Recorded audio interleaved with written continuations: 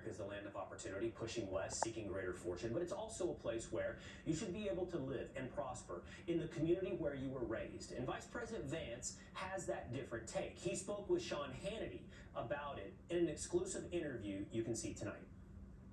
A lot of young people are saying housing is way too expensive. Why is that? Because we flooded the country with 30 million illegal immigrants who were taking houses that ought by right go to American citizens. And at the same time, we weren't building enough new houses to begin with, even for the population that we had. So what we're doing is trying to make it easier to build houses, trying to make it easier to build factories and things like that so that people have good jobs. So is today's unaffordability crisis for young people the result of a broken system, or is it personal choice and personal responsibility? Joining me here in Dallas is the chief economist at the Heritage Foundation, E.J. Antoni. E.J., it's great to see you. Will, thank you for having me. Why? Why have homes become so expensive? Well, I think the vice president really hits the nail on the head. This is a fundamental mismatch between supply and demand. The demand is obviously artificially high by tens of millions, as he points out, because of illegal aliens in this country who shouldn't even be here, right? And at the same time, on the supply side, you have seen overregulation, you have seen excessive costs imposed by government, and so that has reduced the supply. This is Econ 101, right? We decrease supply and we increase demand. You will get an increase in price, full stop. Now you throw on top of that the monetary mismanagement by the Federal Reserve that has caused these violent changes in interest rates, and that's just been, gasoline on the fire. And I think if we look at, for example, the financial habits of Gen Z, and we compare that to millennials, Gen Z is actually much more conservative financially speaking.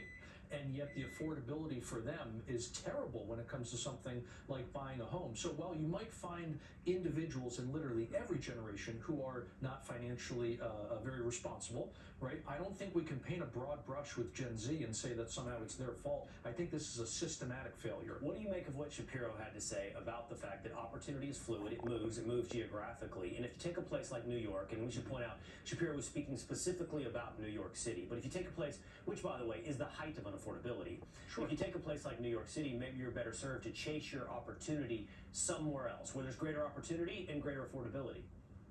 I understand the concept, but I still find those comments very out of touch, to say the least. That's the most generous terms I think I can apply there. Because if you look at something like the Atlanta Fed and their metric they use for home ownership affordability, there's literally only a handful of metro areas in the entire country that are considered affordable right now. So it's not as if everyone can simply move to those handful of places. What's that going to do to demand in those locations, right? This is a systemic problem that we're dealing with. It's not simply New York City. Okay, so it's a systemic problem. It's a supply and demand issue. So we need to increase the supply of homes out there. I take it that would be one of the solutions you would point to.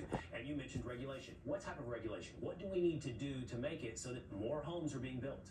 One great example that's very recent, Will, was when the Biden administration imposed all kinds of new energy requirements on certain homes. And the problem is that because builders don't know what kind of borrowing options the buyer is ultimately going to take, they essentially will build homes that meet all federal requirements. And in this case, with these energy requirements, it added tens of thousands of dollars to the cost of a home. That's just one example, but we have countless examples where we have, again, artificially increased the cost of homes, so much so that a lot of builders have just abandoned starter homes. They only build luxury homes now because they're the only thing that's profitable today.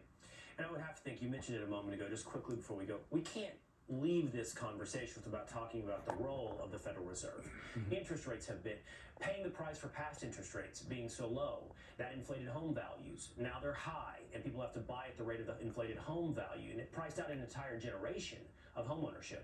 Exactly, and we fundamentally broke the housing market in particular because almost everybody uses uses financing, so it's very interest rate sensitive. And keeping rates so low for so long locked all these people into sub 3% mortgages. And you were pointing out on your screen over there that the mortgage rate is now well over 6%. Well, you can't sell a home at less than 3%, take on a new mortgage at over 6%, and not expect your monthly mortgage payment to explode if you want to to move to a comparable house, right? So people are having to sell existing homes for very, very high prices so they can take a lot of equity with them and get a much larger down payment and borrow less on the new home. This has completely frozen over the existing home market to the point where activity in terms of existing home sales is about 25% below where it was back in 2001.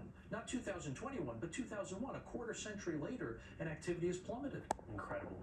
Complicated, like many of these affordability crises, systemic. Ultimately, we have to. The one thing that Shapiro says, I think, is absolutely true, that in the end, no matter how much something is broken, we are responsible for our choices. It is the one mechanism we have control over. It doesn't mean we'll always find success. It doesn't mean we shouldn't focus and try to fix a system, but it does empower us when we make our choices. Hopefully those choices can include the ability to buy a home. EJ, thank you so much.